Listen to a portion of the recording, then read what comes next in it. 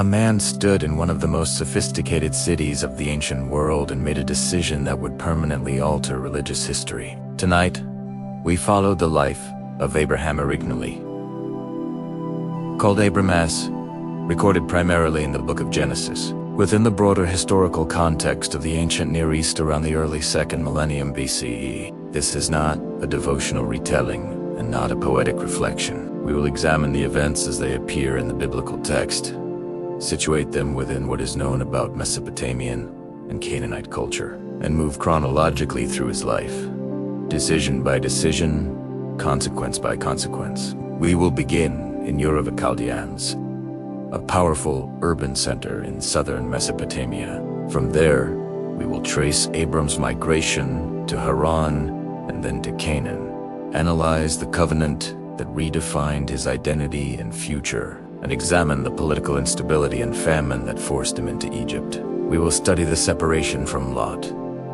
the regional war described in Genesis 14, and the emergence of We will follow the long delay in the fulfillment of the promised heir, the birth of Ishmael through Hagar, and later, the birth of Isaac through Sarah. Finally, we will confront the most controversial and defining episode of his life, the command to sacrifice Isaac on Mount Moriah. Each stage will be treated as a historical sequence with causes, risks, and outcomes. This story matters because Abraham is not a minor tribal figure. He stands at the root of 3 major religious traditions. His decisions shaped the identity of Israel, influenced later Jewish covenant theology, were reinterpreted by early Christianity in the writings of Paul, and are central to Islamic tradition as well. Understanding Abraham historically means understanding the foundation upon which billions of people build their spiritual worldview. At the same time, many readers overlook how complex and politically unstable his world actually was. Mesopotamia during this era was marked by shifting alliances, city-state rivalries, migration patterns, and fragile tribal systems. Leaving Ur was not a romantic spiritual gesture. It was a destabilizing economic and social rupture. Why would a man abandon security in one of the wealthiest cities of his time to follow a divine command toward an unspecified land? If you appreciate calm, fact-driven, long-form storytelling that moves carefully through real events, take a moment now to like this video and subscribe to the channel. It supports the production of in-depth historical narratives like this one. In the comments, tell me where you are watching from and what time it is there. And answer this question: which event in Abraham's life do you think carried the greatest personal risk, leaving Ur, sending away Ishmael, or the binding of Isaac?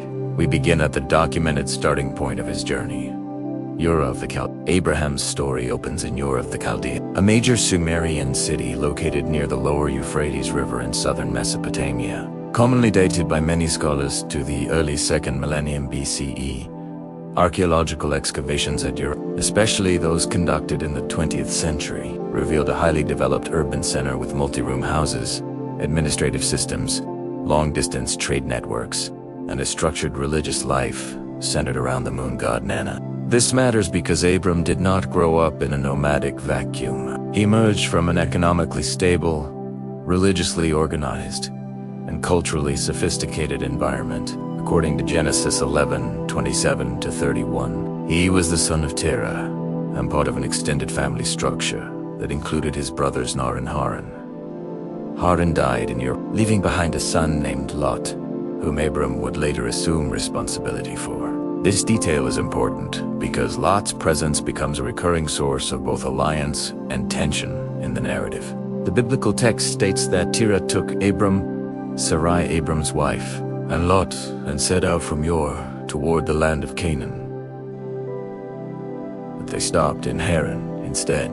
The text does not initially attribute this first movement directly to Abram but to Terah, which raises a historical and narrative question. Was the migration initiated by the father for economic or political reasons, or was it already connected to the divine call? Later emphasized in Genesis 12. Sources differ in how they interpret this transition, but the text clearly establishes that the family left a major urban center and relocated northwest to Haran, another important city in Upper Mesopotamia. Haran was also a center of moon worship, which suggests cultural continuity rather than immediate religious rupture. This matters because Abram's departure was not instantly a break from his entire worldview. It unfolded gradually within a broader family migration. Genesis 12:1 introduces the defining turning point. The Lord said to Abram, "Go from your country, your people, and your father's household to the land I will show you." This command is structured around escalating separation, land, kinship network, and household authority. In the ancient Near East, identity was inseparable from clan protection, land inheritance, and ancestral gods. Leaving one's father's household was not a symbolic gesture. It meant detaching from legal protection, inheritance structures, and established economic networks. This mattered because Abram, at 75 years old according to Genesis 12:4, was no longer a young man seeking opportunity, but an established adult embedded in a tribal hierarchy. The risk was substantial: loss of stability, exposure to hostile territories, and dependence on an unseen promise. The promise attached to the command included land, descendants, and blessing. Specifically, Abram was told he would become a great nation, that his name would be made great, and that through him all families of the earth would be blessed. At Tistas, however, there was a factual problem. Sarai was barren, as previously stated in Genesis 11:30. This detail is not incidental. It establishes immediate tension between promise and biological reality. In the ancient world, lineage continuity was central to survival and honor. A promise of nationhood to a man with no heir and an infertile wife would have appeared structurally impossible. This tension becomes the driving engine of the entire Abraham narrative. Abram's response, as recorded, is brief but decisive. So Abram went. There is no recorded negotiation, no recorded delay, and no recorded demand for clarification about the destination. The text emphasizes obedience through action rather than dialogue. He takes Sarai, Lot, and all the possessions and people they had acquired in Haran and moves toward Canaan. This moment marks the transition from settled urban life to semi-nomadic existence in a land not yet possessed. The departure is not described emotionally. It is described procedurally, but historically, this shift placed Abram into a region controlled by various Canaanite city-states, each with its own political structure and localized deities. At this point, Abram is not yet a landowner, not yet a patriarch of a nation, and not yet the father of Isaac. He is a migrant entering contested territory with a promise, but no visible fulfillment. The journey from Haran to Canaan sets the stage for the next movement. How Abram establishes himself in a land already inhabited, and what happens when the first external crisis strikes shortly after his arrival. When Abram entered the land of Canaan, the text specifies that he traveled as far as Shechem to the oak of Moreh, and adds a critical contextual note. At that time, the Canaanites were in the land. This detail matters because it clarifies that the promised territory was not empty or unclaimed. Canaan, in the early 2nd millennium BCE, was composed of independent cities, each governed by local rulers and supported by agricultural systems and trade routes. Abram was not conquering the land. He was entering it as a resident foreigner. Upon arriving at Shechem, Abram is said to have received another divine appearance affirming that this land would be given to his offspring. In response, he built an altar. This act was not decorative or symbolic in a vague sense. It marked territory through worship and established a physical sign of allegiance to his God in a region dominated by other cultic systems. He then moved between Bethel and Ai, pitching his tent and building another altar. The pattern is consistent: movement, encampment, altar, invocation. This established his presence, but it did not establish ownership. Shortly after his arrival, a famine struck the land. The text does not elaborate on its duration or severity, but famine in an agrarian society meant immediate economic instability and threat to livestock survival. This mattered because Abram's wealth, as later described, was measured in flocks, herds, silver, and gold. Drought conditions would directly undermine his household's viability. As a result, Abram made a strategic decision.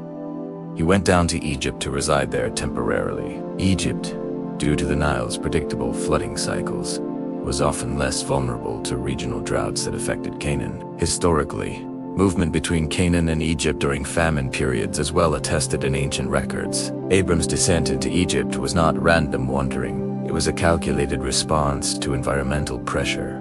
Before entering Egypt, Abram addressed a perceived threat. He told Sarai that because of her beauty, the Egyptians might kill him to take her. He instructed her to say that she was his sister. This episode raises immediate ethical and strategic questions. Was Sarai literally his half? Genesis 20:12 later suggests that she was indeed his father's daughter, but not his mother's, which would make the statement technically true but intentionally misleading. In the social context of the ancient Near East, claiming sibling status could create a different negotiation framework than claiming marital status. Abram's concern was survival. However, this decision transferred vulnerability onto Sarai, placing her directly in Pharaoh's sphere of influence. The narrative confirms Abram's fear. Sarai was taken into Pharaoh's household. Abram, meanwhile, received livestock and servants, effectively benefiting materially from the arrangement. This matters because it creates the first major moral tension in Abram's story. The man chosen for covenant promise is shown acting out of fear and self-preservation rather than trust. The text does not conceal this weakness. However, divine intervention follows. The Lord afflicted Pharaoh and his household with serious plagues because of Sarai. The text does not describe the nature of these plagues, but their impact was sufficient for Pharaoh to realize that Sarai was Abram's wife. Pharaoh confronted Abram directly, asking why he had concealed the truth. Abram offers no recorded defense. Pharaoh then returned Sarai and expelled Abram from Egypt, sending him away with his wife and possessions. This episode is critical for several reasons. First, it demonstrates that Abram's survival and the protection of the covenant line did not ultimately depend on his strategic planning, but on divine intervention. Second, it introduces a recurring pattern in Genesis. Movement into Egypt during crisis, temporary security, followed by expulsion and return to Canaan. Third, it shows that Abram's character is complex. He is neither idealized nor presented as morally flawless. He acts under pressure, makes questionable decisions, and experiences consequences that expose both his fear and his dependence. When Abram leaves Egypt, he returns to the Negev and eventually back to Bethel, to the place between Bethel and Ai, where he had first built an altar. This return matters because it signals restoration to the point of prior commitment. However, by this stage, Abram's wealth had increased significantly, and so had Lot's. The growth of their combined households would soon generate internal conflict. The question now shifts from survival among foreign rulers to conflict within the extended family. How would increasing prosperity test their unity? The next act begins with tension, not from external famine, but from internal expansion. When Abram returned from Egypt to the Negev, and eventually back to the region between Bethel and Ai, the text emphasizes that he was now very rich in livestock, silver, and gold. This detail is not decorative. It signals a shift in status. Abram was no longer merely a migrant dependent on survival strategies. He had accumulated significant material resources, including flocks, herds, servants, and movable wealth. Lot, who had traveled with him since yore, had also prospered. Genesis 13 states that Lot too had flocks, herds, and tents. In a semi-nomadic pastoral economy, grazing land and water access were limited and seasonal. Large combined herds placed direct pressure on shared territory. This mattered because prosperity, rather than poverty, now became the source of instability. The text reports that quarrels broke out between the herders of Abram and the herders of Lot. It also repeats a contextual note. The Canaanites and Perizzites were also living in the land at that time. This reminder is strategic. Abram and Lot were not operating in an empty landscape. They were resident outsiders in a region already occupied. Internal division would weaken their ability to coexist among established groups. Abram responded by initiating a peaceful solution. He approached Lot directly and and proposed separation to prevent escalating conflict. Abram, as the elder and primary patriarchal authority, could have asserted priority rights over the land. Instead, he offered Lot first choice of territory. This decision matters because it reveals Abram's strategic reasoning. Avoiding internal strife preserved both economic stability and clan reputation among surrounding populations. Lot chose the Jordan Valley, described as well-watered, like the Garden of the Lord, like the land of Egypt. This description emphasizes fertility and agricultural promise. However, the text also notes that this was before the destruction of Sodom and Gomorrah, and that the men of Sodom were wicked. This is the first narrative foreshadowing a future catastrophe. Lot's decision was economically rational, but geographically aligned him with morally unstable cities. Abram, by contrast, remained in the land of Canaan proper and settled near the oaks of Mamre at Hebron. Following Lot's departure, the Lord reiterated the land promised to Abram, instructing him to look north, south, east, and west, declaring that all he could see would be given to him and his descendants forever. This mattered because the promise expanded immediately after Abram relinquished first choice. The separation did not diminish the covenant trajectory. It clarified it. The instruction to walk through the length and breadth of the land functioned as a symbolic claim. In ancient contexts, traversing territory was an act of informal possession or reconnaissance. Abram's compliance signaled both acceptance of the promise and visible presence across the region. He then built another altar at Hebron. The pattern continues. Movement, divine reaffirmation, altar. Each altar functions as a territorial marker of allegiance in a polytheistic environment. Abram is not yet politically dominant, but he is increasingly established. The next development shifts from internal family conflict to regional geopolitics. Genesis 14 introduces a coalition of eastern kings who launched a military campaign into the Jordan Valley region. The text names specific rulers Kedorlaomer of Elam, Amraphel of Shinar, Arioch of Elisor, and Tidal, king of Goyim, who formed an alliance and subdued several Canaanite city-states, including Sodom and Gomorrah. Historically, while direct extra-biblical confirmation of these exact figures is debated among scholars, the pattern of Mesopotamian rulers exerting military influence westward during this period is consistent with known ancient Near Eastern dynamics. This matters because Abram's story now intersects with international conflict. The campaign resulted in the capture of goods and people from Sodom and Gomorrah, including Lot, who had been living near Sodom.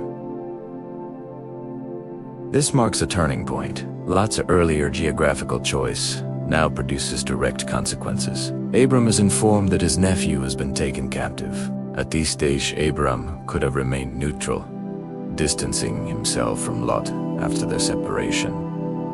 Instead, he mobilized. Genesis records that Abram assembled 318 trained men born in his household. This number suggests that Abram commanded a structured and sizable domestic force. He was not a solitary wanderer. He led an organized, resource-backed clan capable of military engagement.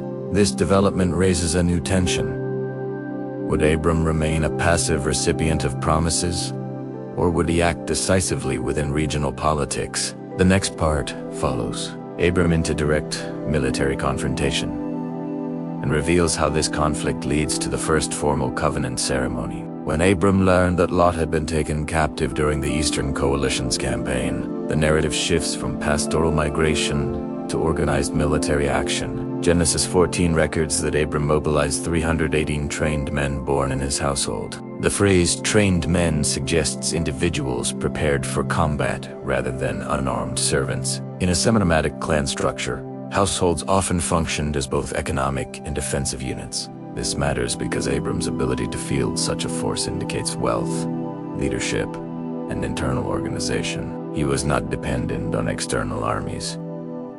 He commanded loyalty from men raised under his authority. Abram pursued the invading kings as far as Dan, located in the northern region of Canaan. This geographical detail is important because it shows the extent of his campaign.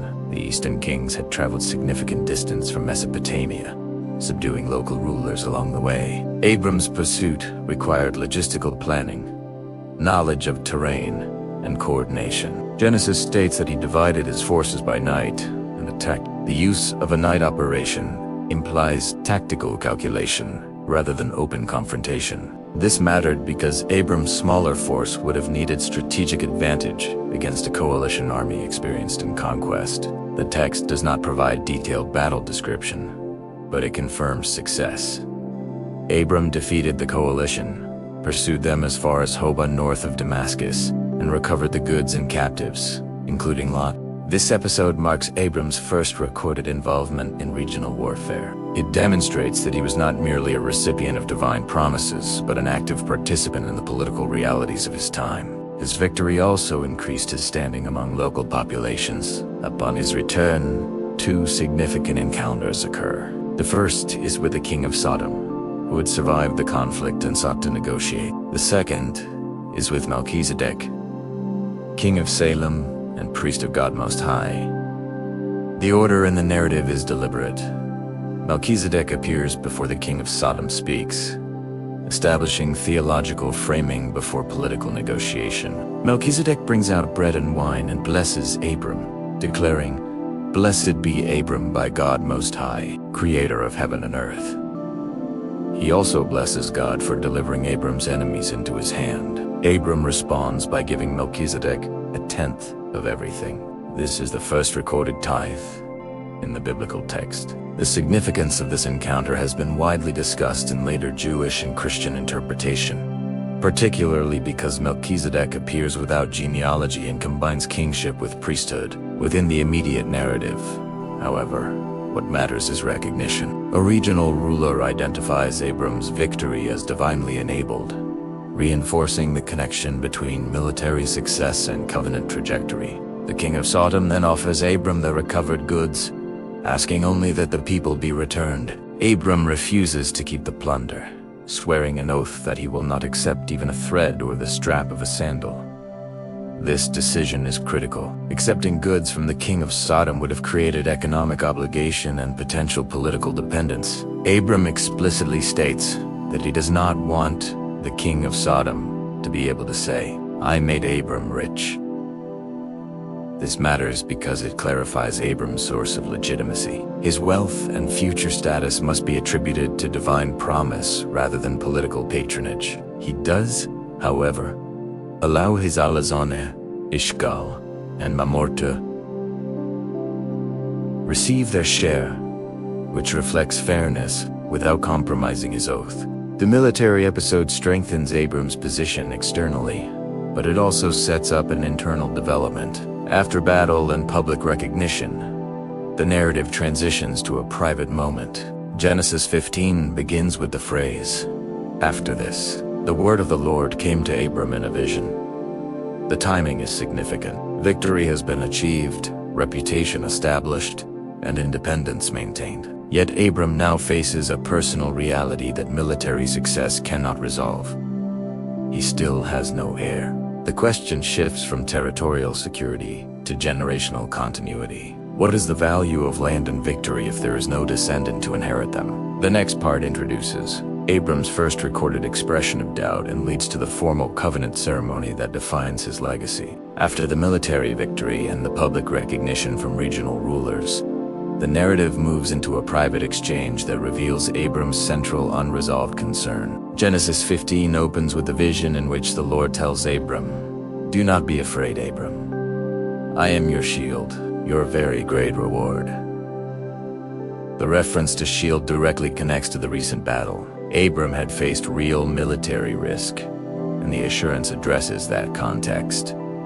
However, Abram's response shifts the focus entirely. He asks, "Sovereign Lord, what can you give me since I remain childless, and the one who will inherit my estate is Eliezer of Damascus?" This statement matters because it exposes the structural tension in the promise. Land, protection, and wealth are secondary if there is no biological heir to continue the lineage. Eliezer, described as a servant born in Abram's household, would have been a logical legal heir under ancient Near Eastern customs if Abram died without a son. In several legal traditions of the time, including documented Mesopotamian practices. A trusted household servant could inherit in the absence of direct offspring.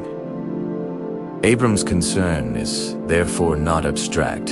It is legally and socially grounded. The promise of becoming a great nation conflicts with observable reality. Sarai remains barren, and Abram is advancing in age. The divine response is explicit. This man will not be your heir, but a son who is your own flesh and blood will be your heir. Abram is then brought outside and told to look at the stars, with a declaration that his offspring will be numerous. The text states that Abram believed the Lord, and he credited it to him as righteousness. This statement becomes foundational in later theological interpretation, but within the narrative it marks a decisive internal alignment, despite external impossibility. The conversation then shifts from descendants to land. Abram asks how he will know that he will gain possession of it. This is the only direct request for confirmation recorded at this stage. The response is a formal covenant ritual. Abram is instructed to bring specific animals: a heifer, a goat, a ram, along with a dove and a pigeon. He cuts the larger animals in half and arranges the pieces opposite each other. This act reflects a known ancient covenant practice in which parties would pass between divided animals, symbolically invoking the fate of the animals upon themselves if they broke the agreement. The Hebrew phrase often associated with covenant literally means to cut a covenant, which aligns with this ritual form. As the sun sets, Abram falls into a deep sleep, and thick and dreadful darkness comes over him. The narrative then introduces a prophetic element. Abram is told that his descendants will be strangers in a land not their own, enslaved and mistreated for 400 years, but afterward will come out with great possessions. This prophecy matters because it extends the timeline beyond Abram's lifetime. The fulfillment of the land promise will not be immediate. The covenant includes both delay and suffering. Abram himself is told he will go to his ancestors in peace and be buried at a good old age. This creates a multi-generational framework. When darkness falls completely, a smoking firepot with a blazing torch appears and passes between the pieces. Notably, Abram does not walk between them. The symbolic representation of divine presence alone moves through the divided animals. This is significant because it frames the covenant as initiated and guaranteed by God rather than negotiated. As an equal bilateral agreement, the land boundaries are then specified, extending from the river of Egypt to the Great River, the Euphrates, and listing the peoples currently inhabiting the territory. This specificity matters because it ties promise to geography and names real groups. The covenant ceremony solidifies two pillars: promised offspring and promised land, yet neither is immediately realized. Sarai is still barren. The Canaanites still occupy the land. Abram now possesses assurance, but not fulfillment. The narrative tension remains unresolved. In fact, the delay itself will soon produce a human attempt to accelerate the promise. The next part reveals how that decision reshapes the family structure and introduces long-term consequences. Despite the formal covenant ceremony and the explicit promise of a biological heir, time continued to pass without visible change in Sarai's condition. Genesis 16 opens with a direct reminder. Now Sarai, Abram's wife, had borne him no children. This repetition reinforces the unresolved tension established earlier. In the ancient Near Eastern context, infertility was not only a personal grief, but a social and economic vulnerability. Lineage continuity determined inheritance, protection, and long-term clan survival. As Abram and Sarai aged, the biological window narrowed. The promise of numerous descendants now collided with increasing This mattered because prolonged delay often generates alternative solutions. Sarai proposed a culturally recognizable strategy. She offered her Egyptian servant Hagar to Abram as a surrogate. The text says, "Perhaps I can build a family through her." This proposal was not unprecedented. Ancient legal documents, including texts from Nusi and other Mesopotamian sources, indicate that a barren wife could provide a female servant to her husband in order to produce an heir legally recognized within the household. The child would, in theory, belong to the primary wife. From a social standpoint, Sarai's plan aligned with known customs. However, alignment with custom did not guarantee relational stability. Abram agreed to Sarai's proposal. The brevity of the text emphasizes action over deliberation. When Hagar conceived, the internal dynamics shifted immediately. Genesis records that Hagar began to look on Sarai with contempt. This reaction is psychologically plausible. In a patriarchal system where fertility defined status, pregnancy altered hierarchy, Sarai, who had initiated the arrangement, now felt dishonored. She confronted Abram, attributing blame to him and appealing to divine judgment between them. Abram responded by returning authority over Hagar to Sarai, stating that Hagar was her servant. Sarai then mistreated Hagar to the point that Hagar fled into the wilderness. This escalation matters because the attempt to secure the promise through human initiative resulted in fractured relationships rather than resolution. In the wilderness, Hagar encountered the angel of the Lord by a spring on the road to Shur.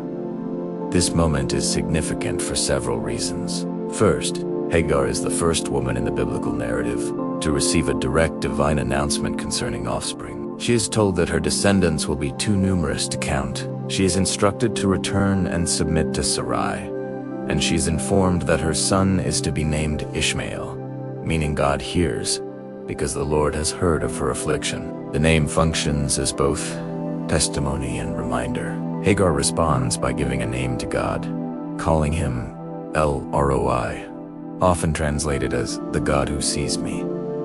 This exchange establishes that the covenant story does not unfold in isolation from the marginalized figures within it. Hagar returned and bore Abram a son. Abram was 86 years old when Ishmael was born. The age marker reinforces the chronological framework and underscores the passing of time. Ishmael's birth temporarily resolved the heir question in practical terms.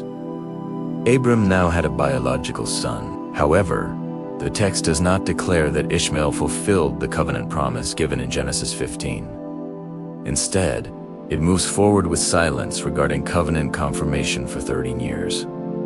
This gap is critical. It suggests that while Ishmael was indeed Abram's son and recipient of blessing, he was not the final answer to the original promise.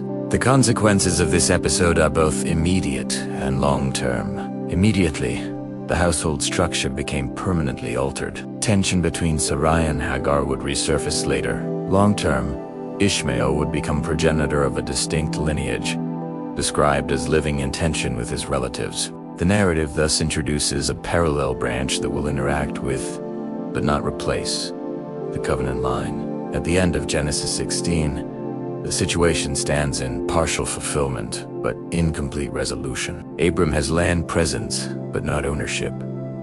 He has a son, but not the promised son. He has covenant assurance, but not covenant completion. The next act begins after 30 silent years. When Abram is 99 years old and receives a renewed and expanded covenant that includes a name change, a physical sign, and a direct promise concerning Sarah herself.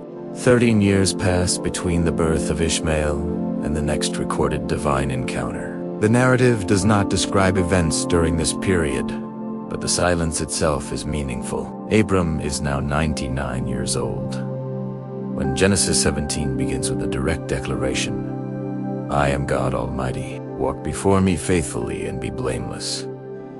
The title translated as God Almighty is El Shaddai, a name emphasizing power and sufficiency. This matters because the promise of descendants now confronts biological impossibility at an advanced stage. The instruction to walk before me shifts the focus from isolated acts of belief to sustained conduct.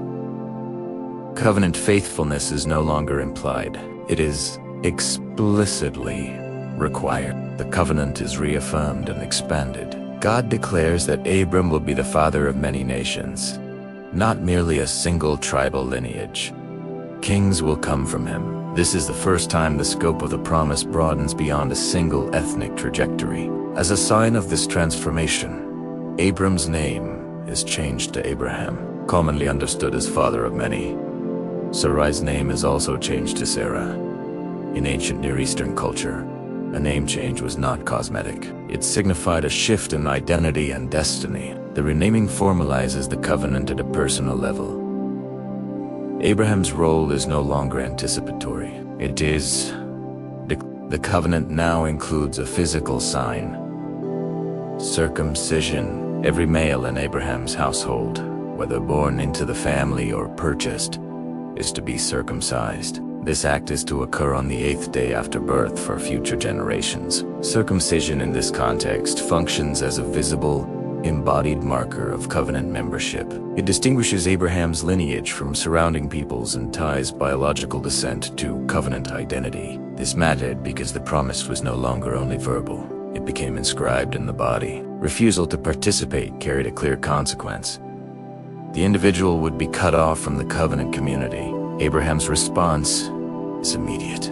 The text states that on that very day he circumcised himself, Ishmael, and every male in his household. The specificity of ages reinforces the historical tone. Abraham is 99, Ishmael 13. This detail is significant because Ishmael is explicitly included in the covenant sign. Although the later narrative will distinguish Isaac as the covenant heir, Ishmael is not excluded from divine engagement. However, the text clarifies that the covenant will be established with a son yet to be born through Sarah. This introduces a new development. For the first time, Sarah is explicitly named as the mother of the promised child. Abraham laughs when he hears this, asking internally whether a child can be born to a man 100 years old, and to Sarah, "Woe, Isnini." His laughter is not framed as outright disbelief, but as astonishment. He then petitions that Ishmael might live under God's blessing. The response affirms that Ishmael will indeed be blessed and become the father of 12 rulers,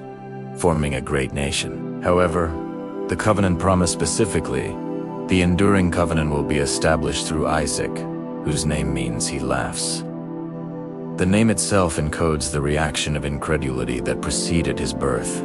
This moment clarifies lineage. Ishmael is acknowledged and blessed, but Isaac will carry the covenant framework forward. The announcement resolves the ambiguity left at the end of Genesis 16. The delay was not evidence of abandonment. It set the stage for a birth that would occur outside normal biological expectation. At this point, the promise moves from abstract assurance to scheduled fulfillment. Isaac will be born within the year. The tension now shifts from possibility to imminent realization. The next development will test how Abraham and Sarah respond to confirmation that the promise is no longer distant but the narrative advances toward a visitation that will combine hospitality, prophecy, and impending judgment on neighboring cities. Genesis 18 opens with Abraham sitting at the entrance of his tent near the great trees of Mamre during the heat of the day. The detail is practical rather than decorative. Midday heat in the southern Levant limited movement, and sitting at the tent entrance was a normal posture for observation and hospitality. The narrative immediately introduces 3 men standing nearby. Abraham runs to meet them, bows low, and offers water, rest, and food. This sequence reflects established Near Eastern hospitality customs. Providing protection and nourishment to travelers was both social obligation and reputational currency. This matters because Abraham's identity as covenant-bearer does not suspend his participation in ordinary cultural practices. He operates within them. Abraham instructs Sarah to prepare bread quickly, selects a tender calf, and has it prepared along with curds and milk. The speed and quality of the meal signal respect. The text then reveals that this is not an ordinary visit. During the meal, one of the visitors reiterates the promise. "I will surely return to you about this time next year, and Sarah, your wife, will have a son." The timeline narrows further. What had been declared in Genesis 17 is now repeated in Sarah's hearing. The specificity matters because it removes ambiguity. The birth is no longer an undefined future event. It is tied to a fixed return. Sarah, listening at the tent entrance, laughs to herself. The narrative explicitly notes that Abraham and Sarah were old, and that Sarah had passed the age of childbearing. Her laughter is internal and rooted in biological reality. The text frames her response as skepticism grounded in experience rather than rebellion. The Lord responds by questioning why. Sarah laughed, and by asking, "Is anything too hard for the Lord?" This rhetorical question introduces a theological emphasis on capability. The promise hinges not on natural probability, but on declared intention. Sarah initially denies laughing, but the denial is gently corrected. The exchange is brief, but revealing. It shows that both Abraham and Sarah struggled with the plausibility of the promise, even after covenant confirmation. After reaffirming the birth timeline, the narrative shifts focus from the family to regional judgment. The men rise and look down towards Sodom. The text includes a revealing internal statement. "Shall I hide from Abraham what I am about to do?" This indicates that Abraham's covenant role now includes privileged disclosure. The destruction of Sodom and Gomorrah is framed as a response to grievous sin. The outcry against these cities has reached a level that requires investigation. This matters because Lot resides near Sodom. Abraham's earlier separation from Lot did not eliminate relational concern. What follows is a negotiation between Abraham and the Lord.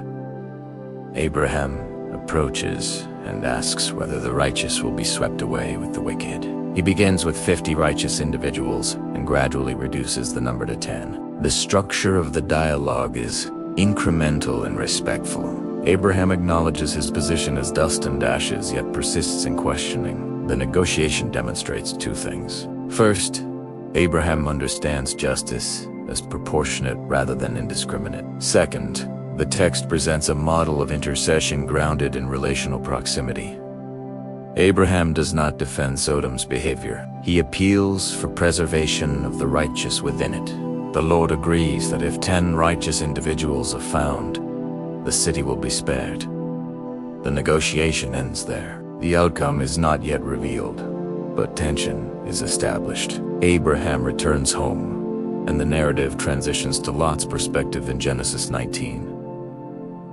This matters because the covenant storyline temporarily intersects with regional catastrophe. The fate of Sodom will test the consequences of Lot's earlier choice and indirectly reinforce the distinct path of Abraham's lineage. The next part will examine the destruction of Sodom and Gomorrah, Lot's rescue, and how these events reinforce the moral and geographical boundaries surrounding the covenant family. Genesis 19 shifts the narrative focus from Abraham to Lot, who is now sitting at the gateway of Sodom. Sitting at the gate indicates civic involvement. In ancient cities, the gate functioned as a place of judgment, commerce, and leadership.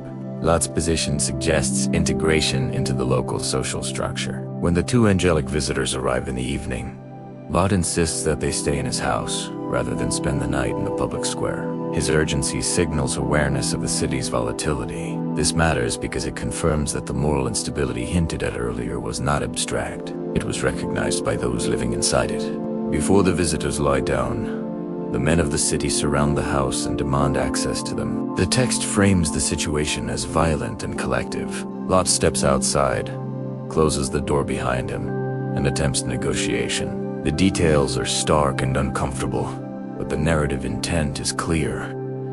Sodom's corruption is presented as systemic rather than isolated. When the men press forward to break the door, the visitors intervene, striking them with blindness and pulling Lot inside. The escalation confirms that the earlier outcry mentioned in Genesis 18 was not exaggerated.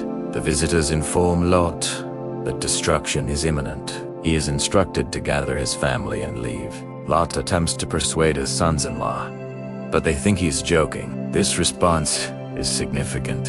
It indicates either disbelief in impending judgment or normalization of the city's condition. At dawn, the angels urged Lot to flee. When he hesitates, they physically grasp his hand, along with his wife and daughters, and lead them out of the city. The text explicitly attributes this action to divine mercy. The instruction is clear: flee to the mountains and do not look back. As sulfur and fire rain down on Sodom and Gomorrah, the cities are overturned along with the entire plain. The language reflects total devastation. The specific geological mechanism is not detailed, and scholars have debated whether the account corresponds to seismic or other catastrophic events in the region. What matters within the narrative is consequence. Lot's wife looks back and becomes a pillar of salt. The text does not elaborate on motive. It simply records the outcome. The instruction had been explicit, and deviation carried immediate cost. Abraham, meanwhile, rises early and looks toward the plain. He sees dense smoke rising like that of a furnace. This observation links the private intercession of Genesis 18 with the visible outcome. The narrative explicitly notes that God remembered Abraham and brought Lot out of the catastrophe. This matters because it ties deliverance to prior intercession. The preservation of Lot is not random. It is connected to Abraham's covenant relationship. Lot eventually settles in a cave in the mountains with his 2 daughters. The subsequent episode involving his daughters is brief but consequential. Believing that no men remain to continue their line, they intoxicate Lot and conceive sons. The children born from this union become the ancestors of Moab and Ammon, 2 groups that later interact contentiously with Israel. This detail matters because the narrative consistently traces long-term ethnic trajectories back to pivotal moments. Choices made under crisis conditions shape future regional dynamics. For Abraham, the destruction of Sodom reinforces separation. He remains distinct from the cities of the plain, both geographically and morally. The covenant line is not associated with urban corruption or its downfall. Yet the story is not over. Shortly after these events, Abraham again enters a foreign political environment that tests his integrity and the security of the promised heir. The next episode will involve another ruler, another misrepresentation about Sarah, and a renewed demonstration that the covenant's preservation does not depend solely on Abraham's consistency. After the destruction of Sodom and Gomorrah, Abraham moved south into the Negev and settled between Kadesh and Shur, eventually residing in Gerar. This relocation places him within territory under the authority of King Abimelech. The shift matters because Abraham once again enters a foreign political structure where his status depends on negotiation rather than ownership. Despite the prior events in Egypt and the explicit promise that Sarah would bear a son within a year, Abraham repeats an earlier strategy. He tells the inhabitants that Sarah is his sister. The text does not record extended reasoning, but the pattern suggests fear of potential violence motivated by Sarah's attractiveness and Abraham's vulnerability as a resident foreigner. Abimelech takes Sarah into his household. The situation closely parallels the earlier Egyptian episode, but the stakes are now significantly higher. Sarah is not merely Abraham's wife. She is the designated mother of the covenant child, whose birth has been scheduled within the year. The narrative quickly introduces divine intervention. God appears to Abimelech in a dream, informing him that he is as good as dead because of the woman he has taken, for she is married. Abimelech protests his innocence, stating that both Abraham and Sarah had presented themselves as siblings. The text emphasizes that he had not approached her. This detail matters because it preserves the integrity of the promised lineage. The covenant child must not be biologically ambiguous. God instructs Abimelech to return Sarah and identifies Abram as a prophet who will pray for him. This is the first time Abraham is explicitly called a prophet in the biblical text. The designation is significant. It indicates that despite Abraham's repeated pattern of fear-based misrepresentation, his covenant status remains intact. Abimelech returns Sarah, confronts Abraham regarding the deception, and provides compensation in livestock, silver, and servants. He also grants Abraham freedom to live wherever he chooses within the land. This outcome strengthens Abraham's position rather than diminishing it. Abraham prays for Abimelech, and God heals the king's household, which had experienced temporary infertility. The parallel is deliberate. While Sarah's barrenness is about to be reversed in fulfillment of promise, Abimelech's household experiences a brief closure of wombs until Sarah is restored. The contrast reinforces divine control over fertility within the narrative framework. Immediately after this episode, Genesis 21 records the fulfillment. The Lord was gracious to Sarah as he had said. Sarah conceives and bears Isaac at the appointed time. Abraham is 100 years old. The timing confirms that the birth aligns precisely with prior announcements. Isaac's name, meaning he laughs, encapsulates the earlier reactions of both Abraham and Sarah. Sarah declares that God has brought her laughter and that everyone who hears about this will laugh with her. The laughter that once reflected doubt now reflects fulfillment. Abraham circumcises Isaac on the 8th day, in accordance with the covenant sign established in Genesis 17. This action connects promise, sign, and birth in a unified sequence. However, Isaac's birth reopens unresolved tension within the household. Ishmael, now a teenager, is present during the celebration marking Isaac's weaning. Sarah observes Ishmael and demands that Hagar and her son be sent away, insisting that the son of the slave woman will not share inheritance with their son Isaac. This demand distresses Abraham deeply, because Ishmael is his son. The text states that God instructs Abraham to listen to Sarah, affirming that the covenant line will proceed through Isaac, but also promising that Ishmael will become a nation because he is Abraham's offspring. Abraham sends Hagar and Ishmael into the wilderness with provisions. When the water runs out, Hagar places Ishmael under a bush and distances herself, unwilling to watch him die. God hears the boy crying and reaffirms the promise concerning Ishmael's future.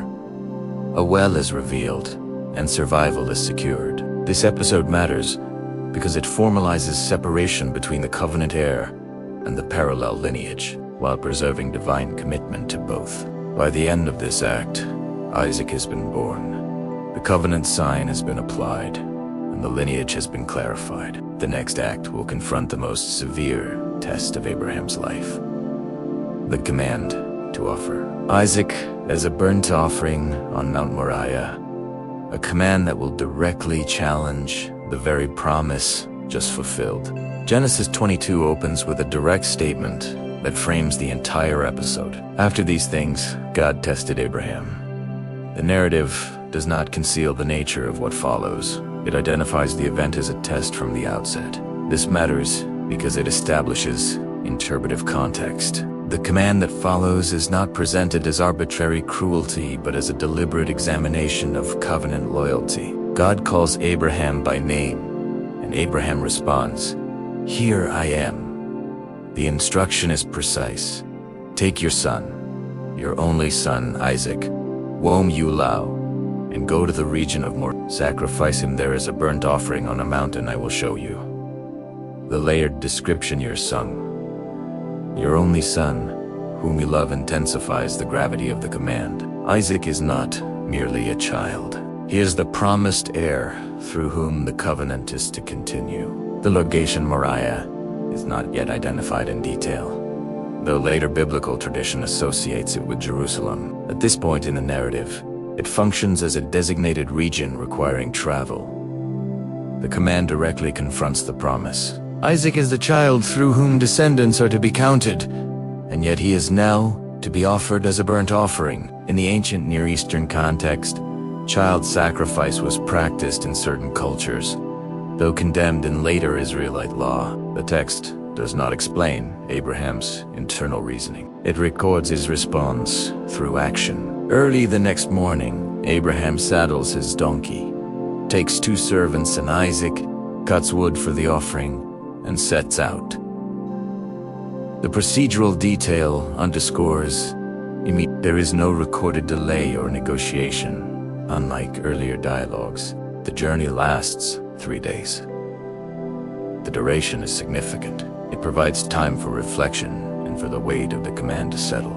On the 3rd day, Abraham sees the place in the distance. He instructs the servants to remain behind, saying, "We will worship, and then we will come back to you." The plural phrasing has generated extensive discussion. It may reflect confidence in divine provision, or it may function as a practical statement intended to avoid alarm. The text does not elaborate. Abraham places the wood on Isaac, while he himself carries the fire and the knife. The imagery is stark but factual. Father and son ascending together. Isaac asks a direct question. The fire and wood are here, but where is the lamb for the burnt offering? This is the first recorded dialogue between Abraham and Isaac in the narrative. The question is logical and grounded in observed ritual practice. Abraham responds, God himself will provide the lamb for the burnt offering. My son. The statement introduces the theme of provision but does not explain the immediate plan. The two continue walking together. The repetition of that phrase reinforces relational proximity even as the narrative approaches crisis. This episode differs from earlier tests, leaving your required departure from security. Sending Hagar away required painful separation. This command, however, requires direct action against the very embodiment of promise.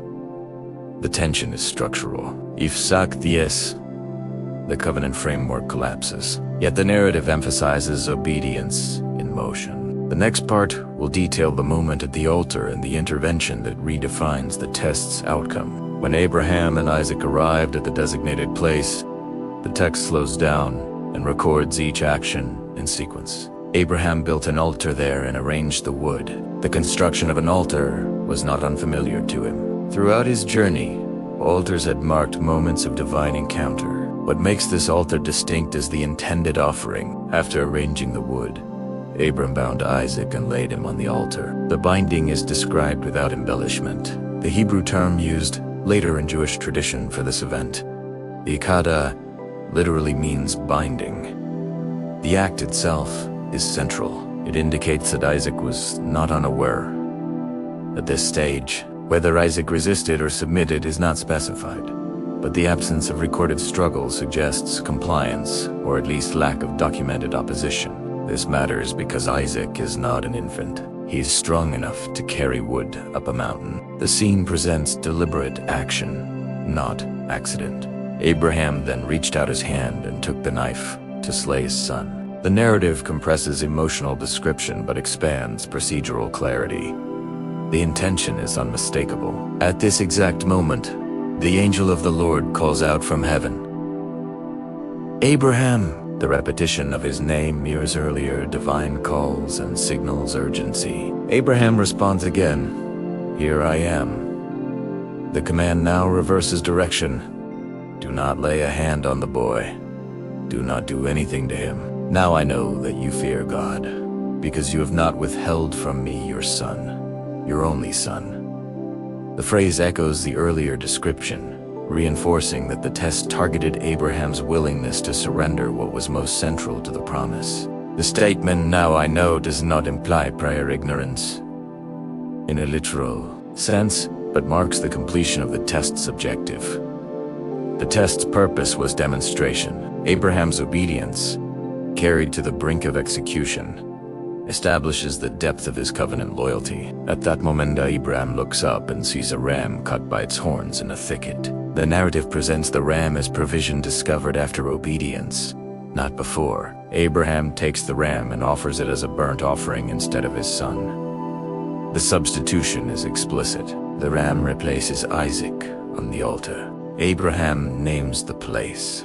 The Lord will provide, often rendered in Hebrew as YHWH, year.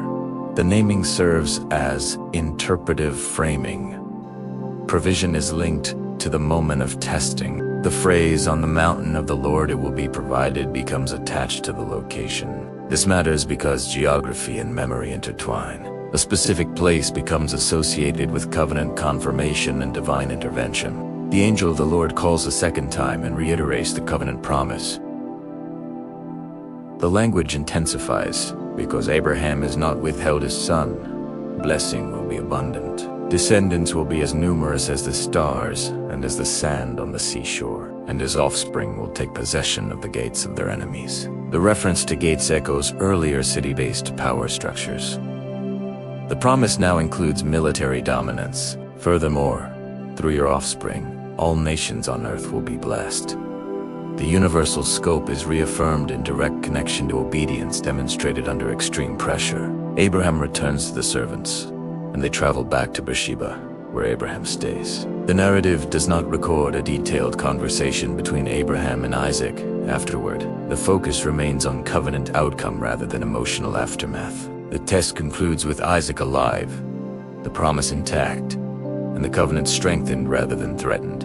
However, the story does not end at the mountain. The next developments address succession logistics, family transitions, and the preparation for Isaac's future. The covenant has been secured through demonstration, but generational continuity still requires structural arrangement. The next part will move toward Sarah's death and the first permanent land acquisition in Canaan, marking a shift from promise to partial possession. Immediately following the account of the binding of Isaac, the narrative transitions to a different kind of turning point. Genesis 23 records the death of Sarah at the age of 127 in Kiriath Arba, that is, Hebron, in the land of Canaan. The inclusion of her age is significant. Sarah is the only woman in Genesis whose lifespan is explicitly recorded, which underscores her importance within the covenant framework.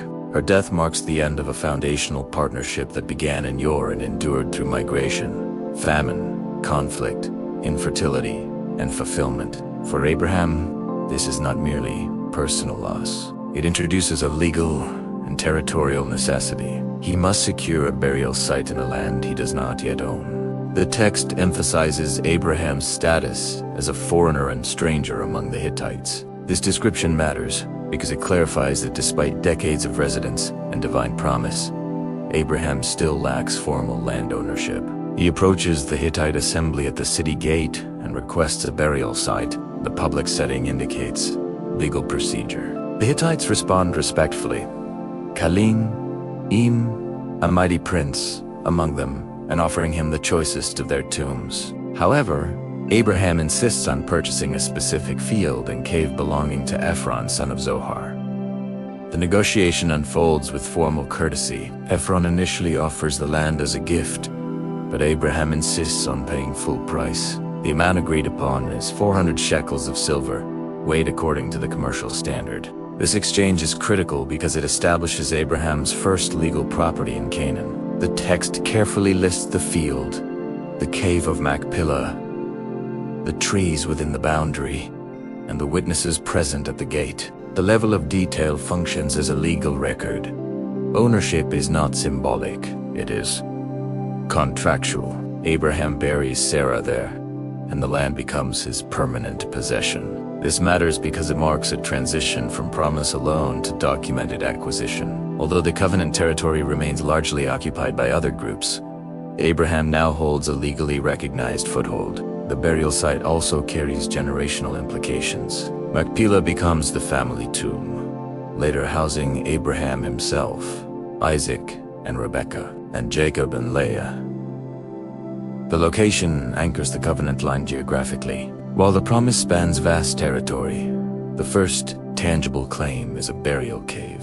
This reflects a long-term orientation. Abraham invests in land not primarily for immediate use, but for ancestral continuity. Sarah's death also shifts attention fully to Isaac as the next carrier of the covenant. Abraham is advanced in age, and the question of Isaac's marriage becomes urgent. Without a wife, the covenant line cannot continue. The narrative will next move toward securing a suitable spouse for Isaac, ensuring that the lineage does not merge into surrounding Canaanite populations in a way that alters its identity. At this stage, Abraham has demonstrated obedience under extreme testing and has secured a legal burial site in Canaan. The covenant promise of descendants has begun through Isaac, but generational stability requires further action. The next part will examine Abraham's directive to his servant to find a wife for Isaac, and the careful process that follows, linking the covenant not only to land and lineage but also to marital selection and clan preservation. With Sarah buried and Isaac established as the covenant heir,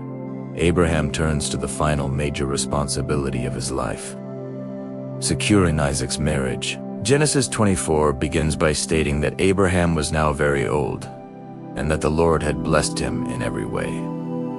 This summary is not sentimental. It marks the closing phase of Abraham's leadership. However, blessing without succession planning would leave the covenant line vulnerable. Isaac must marry, but not within the surrounding Canaanite populations. This concern is explicitly stated. Abraham calls his senior servant, the one in charge of all his household, and makes him swear an oath not to take a wife for Isaac from the daughters of the Canaanites, but instead to return to Abraham's country and relatives. This instruction matters because it balances separation and connection. Abraham left Mesopotamia under divine command, Yet he now seeks continuity with his extended kin network rather than assimilation into Canaanite society. The servant raises a practical concern. What if the woman refuses to return? Should Isaac go back to Mesopotamia? Abraham prohibits this firmly. Isaac must not leave the land of promise. This is significant. The geographic center of the covenant has shifted permanently to Canaan. Even if the bride must come from outside, Isaac cannot reverse the migration. The servant travels to Aram Naharaim, to the town of Nahar, and positions himself by a well at evening, when women come to draw water. Wells in ancient Near Eastern narratives function as social meeting points and locations of significant encounters. The servant prays for a specific sign, that the chosen woman would offer water not only to him, but also to his camels. This request is practical rather than mystical. Watering camels requires substantial effort, especially for multiple animals.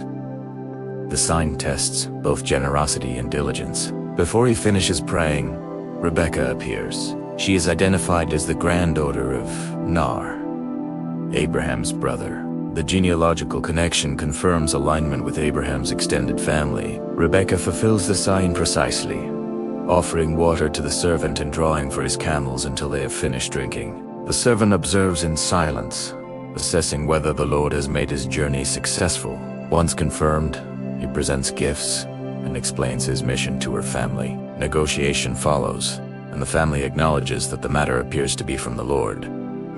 Rebekah consents to leave immediately. The speed of this process is notable. There is no prolonged hesitation. Rebekah departs with the servant and arrives in the Negev, where Isaac is walking in the fields toward evening. The meeting is brief and direct. Rebekah becomes Isaac's wife, and the text states that Isaac loved her. The addition of affection is uncommon in genealogical transitions and highlights relational continuity after Sarah's death. Genesis 25 records Abraham's final years. He takes another wife, Keturah, and has additional sons. However, the text specifies that while Abraham gave gifts to the sons of his concubines and sent them eastward, he gave everything he owned to Isaac. This legal distribution clarifies inheritance lines and prevents future disputes. Abram dies at 175 years old and is buried by Isaac and Ishmael together in the cave of Machpelah. The joint burial scene is significant. Despite earlier separation, both sons participate in honoring their father. By the close of this act, the covenant line is firmly transferred to Isaac.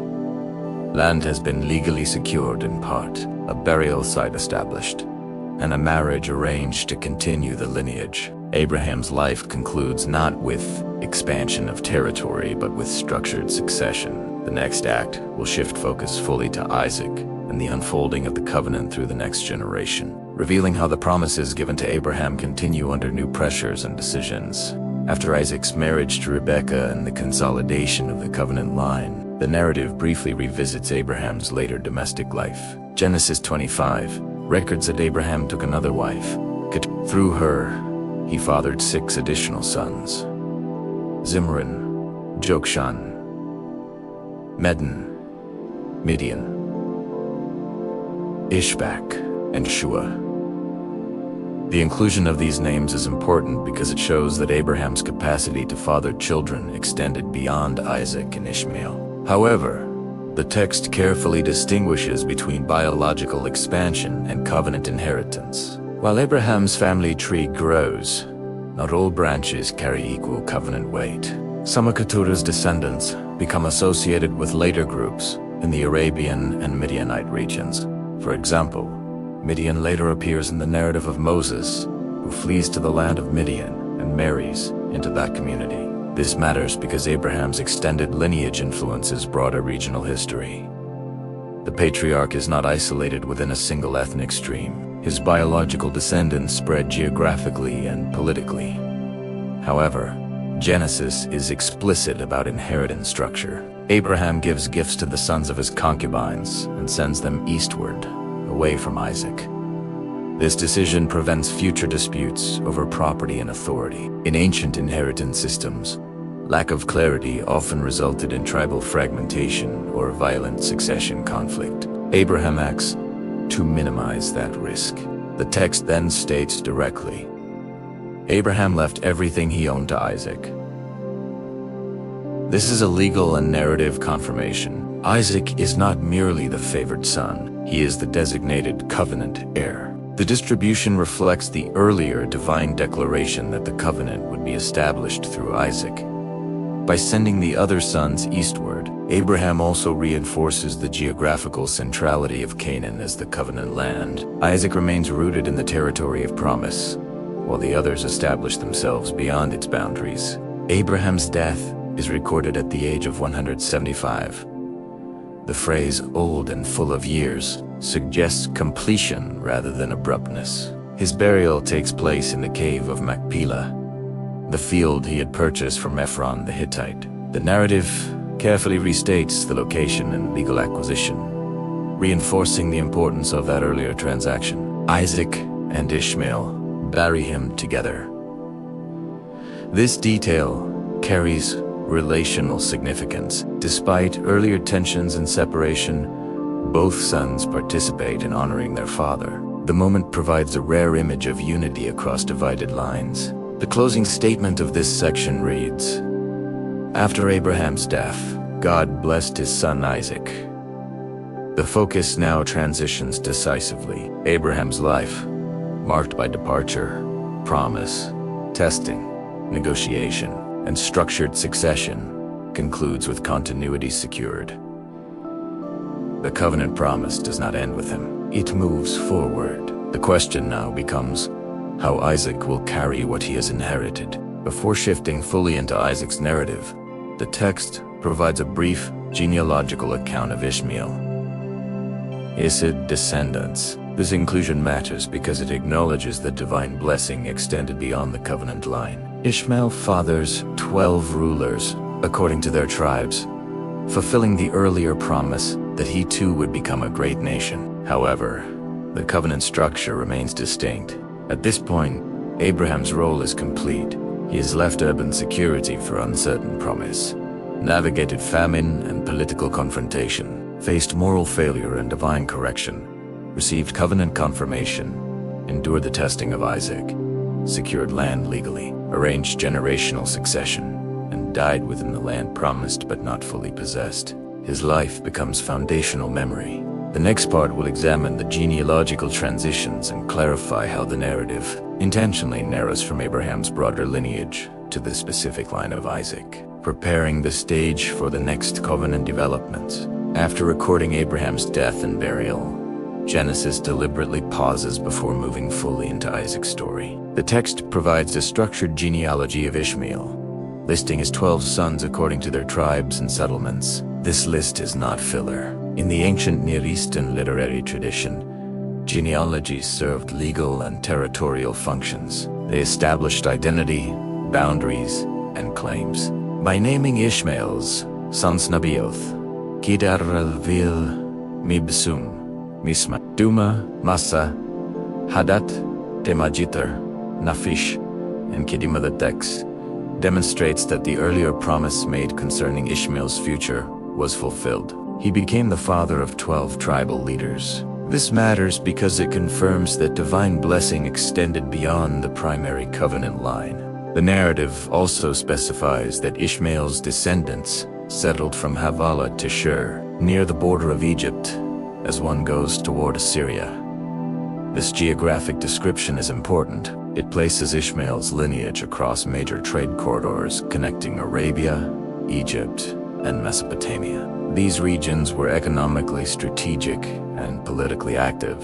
Ishmael's descendants are described as living in hostility toward their relatives, which aligns with earlier prophecy in Genesis 16, that he would live in tension with his brothers. The text does not elaborate further, but the summary establishes continuity between prediction and historical outcome. After the Ishmael genealogy concludes, Genesis nails its focus with a familiar formula.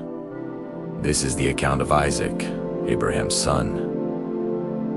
This structural transition is intentional, while acknowledging the broader family tree. The narrative directs attention toward the specific line through which the covenant will continue. Isaac is now the central figure, But the presence of parallel genealogies reinforces that Abraham's biological influence was widespread. However, the covenant promise of land and enduring identity is channeled through one lineage. The text proceeds to describe Isaac's marriage to Rebekah and their initial barrenness.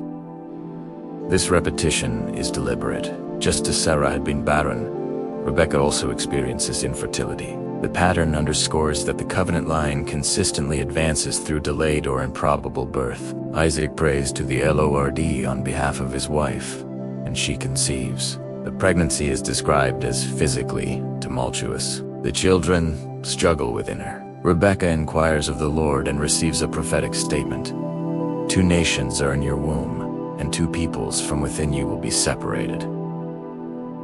The prophecy establishes internal division even before birth. Although this prophecy belongs primarily to Isaac's generation, it matters within Abraham's legacy because it demonstrates continuity of divine communication. The covenant is not static. It moves forward with renewed declarations tailored to each generation. Abraham's life established the pattern of promise, delay, testing, and fulfillment. That pattern now reappears in the next generation. The genealogical section thus serves 3 purposes. First, it confirms fulfillment regarding Ishmael. Second, it clarifies that inheritance has been legally and narratively concentrated in Isaac. Third, it introduces generational repetition of key themes: barrenness, divine intervention, and emerging conflict. Abraham's influence is no longer active in the storyline, but his decisions shape the structure in which Isaac operates. At this point, Abraham's story transitions fully into legacy mode. The next part will step back and evaluate how Abraham's major decisions and obedience under testing established a framework that extended beyond his lifetime and influenced subsequent generations. Although the narrative focus shifts toward Isaac, it is necessary to examine the structural patterns Abraham established, because these patterns shaped the covenant framework inherited by the next generation. Abraham's leadership was defined not by territorial conquest, but by mobility, negotiation, and covenant alignment. From the beginning, he operated as a resident foreigner rather than a city builder. He did not construct fortified settlements or establish centralized political authority. Instead,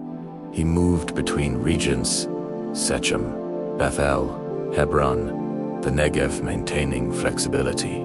This mattered because it preserved independence without fixed urban entanglements.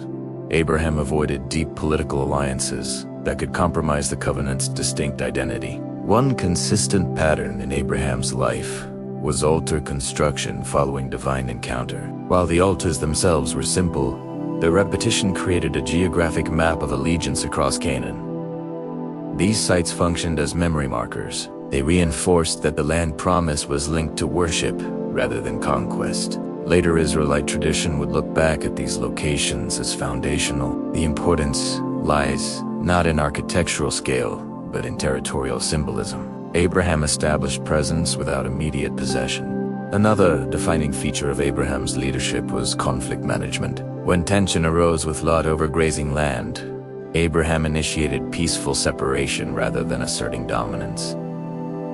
This choice preserved unity while allowing expansion. However, when external threat endangered Lot during the coalition war, Abraham acted decisively with military precision. He demonstrated restraint internally and strength externally. This balance matters because it reflects adaptive leadership within volatile environments. Abraham's ethical record is not uniformly consistent. His decisions in Egypt and Gerar reveal fear-driven strategies that endangered Sarah.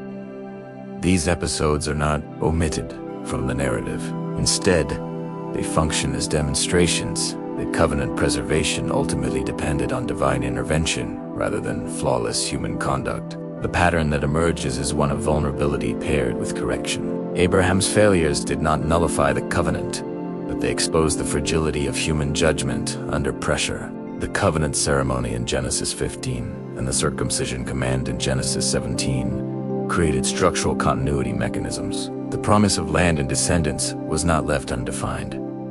Boundaries were specified. A physical sign was instituted. A generational timeline was articulated. including future oppression and eventual deliverance. These components ensured that the covenant extended beyond Abraham's lifespan. They created expectation for descendants who would interpret their circumstances within that framework. The binding of Isaac stands as the most severe demonstration of loyalty. Its long-term impact is substantial. It established that covenant inheritance required trust beyond visible logic. The event also embedded the theme of substitution within the covenant narrative. Although the text does not elaborate doctrinally at this stage, the replacement of Isaac with a ram became a formative memory in later theological reflection. Finally, Abraham's legal purchase of the cave of Machpelah introduced a concrete anchor point in the land. Unlike promises or altars, the burial site represented documented ownership, recognized by local authorities. It became a symbol of future claim. Even when later generations were displaced, Machpelah remained a reference point for ancestral identity. In summary, Abraham's legacy is not measured primarily in territory acquired during his lifetime. It is measured in covenant structure, generational clarity, conflict management, and defined inheritance. His decisions shaped not only his immediate household but also the narrative trajectory that followed. The next and final part of this act will close Abraham's story fully, drawing together the factual elements of his life and clarifying how his narrative functions as the foundation for all subsequent covenant developments. By the time the narrative fully transitions to Isaac, Abraham's life has moved from active leadership to foundational memory. His story spans migration, famine, war, covenant ritual, family division, miraculous birth, severe testing, legal negotiation, and structured inheritance. Each phase contributed to a framework that outlived him. To understand the weight of Abraham's legacy, it is necessary to review how his actions shaped long-term outcomes within the biblical narrative and beyond. First, Abraham permanently relocated the covenant center from Mesopotamia to Canaan. Although his origins were in Ur and Haran, he refused to allow Isaac to return there. This decision fixed the geographic axis of the promise.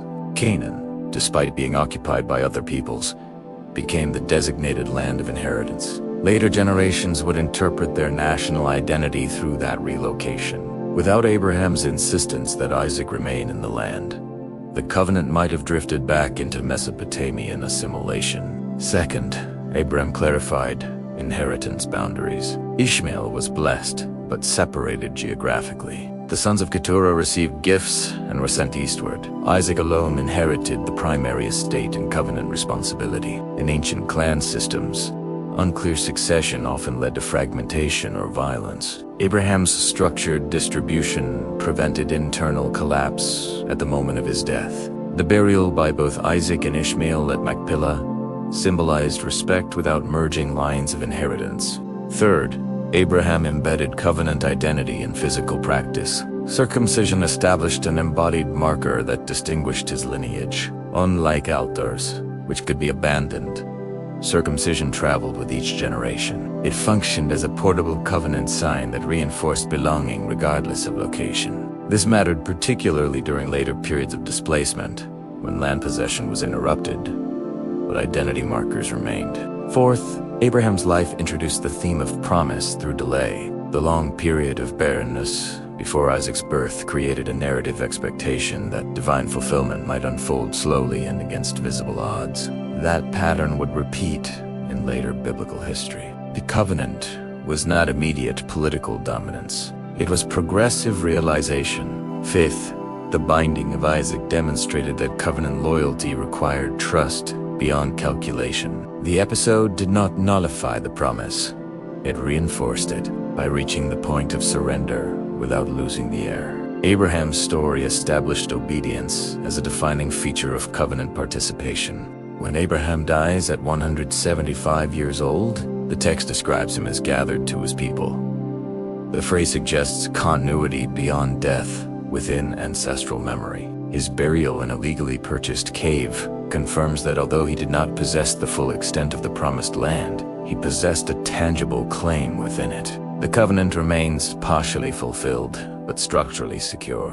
At the close of Abraham's narrative, several elements are in place: the a defined land promise, a confirmed covenant heir in Isaac, a physical sign of identity, a burial site anchoring future generations, and a broader network of related tribes branching outward. The story does not end in political dominance or territorial conquest. It ends in structured continuity. The next act will move beyond Abraham's lifetime to examine how Isaac inherits, preserves, and at times struggles with the covenant responsibilities passed down to him. Abraham's journey laid the foundation. The question now becomes how that foundation will hold under new pressures in the next generation. After Abraham's death, the narrative turns decisively toward Isaac, but the transition is not abrupt. Genesis 26 opens with a familiar pressure: famine in the land. The text explicitly notes that this famine was distinct from the earlier one during Abraham's time. The repetition is intentional. Just as Abraham had faced environmental instability shortly after entering Canaan, Isaac now encounters similar conditions. The covenant inheritance does not exempt him from regional vulnerability. Isaac considers going to Egypt, the established refuge during famine, but the Lord appears and instructs him not to go down to Egypt. Instead, he is to remain in the land and reside temporarily. We're directed. This command matters because it reinforces geographic continuity. Abraham had been permitted to go to Egypt during crises. Isaac, however, is explicitly told to stay within Canaanite territory. The covenant land is now the non-negotiable center of identity. The Lord reaffirms the promises originally made to Abraham: descendants as numerous as the stars, possession of the land, and blessing to all nations through his offspring. The covenant continuity is explicit. Isaac is not receiving a new framework. He's inheriting an existing one. Isaac settles in Gerar, within Philistine-controlled territory under King Abimelech. The repetition of the location is striking. Abraham had previously interacted with a ruler named Abimelech in this region. Whether this is the same individual or a dynastic title is debated, but the narrative parallel is deliberate. Once again, Isaac fears for his safety because of his wife Rebekah's beauty. He tells the men of the place that she is his sister. The pattern mirrors Abraham's earlier actions in Egypt and Gerar. This matters because it shows generational repetition not only of promise but of weakness. Isaac inherits both covenant assurance and human vulnerability. The deception is eventually exposed when Abimelech observes Isaac caressing Rebekah, revealing the marital relationship. The king confronts Isaac and expresses concern that someone might have violated Rebekah, bringing guilt upon the people. Abimelech then issues a protective decree. Anyone who harms Isaac or Rebekah will be put to death. The outcome parallels Abraham's earlier experiences. The attempt to secure safety through misrepresentation is corrected through external recognition and protection. Despite this initial tension, Isaac experiences significant prosperity. The text states that he sowed in that land and reaped 100-fold in the same year, because the Lord blessed him. In an agrarian context during famine conditions, such yield would be extraordinary. The abundance increases Isaac's wealth, to the point that the Philistines become envious. Wells that Abraham's servants had dug are stopped up and filled with earth. Wells in this environment were critical assets. Blocking them was both economic sabotage and territorial signaling. Abimelech eventually asks Isaac to move away, stating that he has become too powerful. Isaac relocates within the valley of Gerar and reopens the wells dug during Abraham's lifetime, restoring their original names. This detail matters because it reinforces generational continuity. Isaac is not establishing entirely new infrastructure. He is reclaiming and maintaining what Abraham began. However, disputes arise again as local herdsmen claim the reopened wells. Isaac responds by moving further and digging additional wells, naming them according to the conflict experienced, meaning contention, and Sitna meaning hostility. This pattern of conflict without retaliation mirrors Abraham's earlier strategy with Lot. Isaac avoids escalation and continues relocating until he reaches a place where there is no dispute. He names that well Rehoboth, meaning broad spaces, stating that the Lord has given them room to flourish. The narrative emphasizes patience over confrontation. The covenant line does not secure territory through immediate force, but through persistence and trust in gradual expansion. The next part will examine how these developments culminate in a renewed covenant appearance to Isaac, and how his relationship with Abimelech evolves from tension to formal agreement. After the repeated well disputes in the valley of Gerar, Isaac moves up to Beersheba. This location is not incidental. Beersheba had previously been associated with Abraham's treaty with Abimelech and the naming of a well-connected oath. By returning to Beersheba, Isaac steps into a space already marked by covenant memory and political negotiation. That night, the Lord appears to him and declares, "I am the God of your father Abraham. Do not be afraid, for I am with you." The statement is both reassurance and continuity marker. The covenant is explicitly linked back to Abraham, not redefined. The promise of descendants and blessing is repeated, grounded in Abraham's obedience. Isaac responds by building an altar there and calling on the name of the Lord. The pattern established by Abraham continues. Divine appearance, altar construction, invocation. Isaac also pitches his tent there, and his servants dig a well. The sequence of altar and well is deliberate. Worship and resource development proceed together. This matters because covenant identity is not detached from economic stability. The well provides water, security. The altar provides covenant continuity. Shortly afterward, Abimelech comes from Gerar with his advisor, Uduf, and Phicol, the commander of his forces. The inclusion of military leadership signals that this is not a casual visit. Isaac initially questions their motives, reminding them that they had previously sent him away. Abimelech's response is pragmatic. He acknowledges that the Lord is clearly with Isaac and proposes a formal oath of not. The language mirrors earlier treaty frameworks in Genesis 21. The Philistine ruler recognizes that Isaac's prosperity and protection are divinely sourced, and therefore political alignment is preferable to hostility. They swear an oath, and Isaac prepares a feast. The next morning, the agreement is confirmed.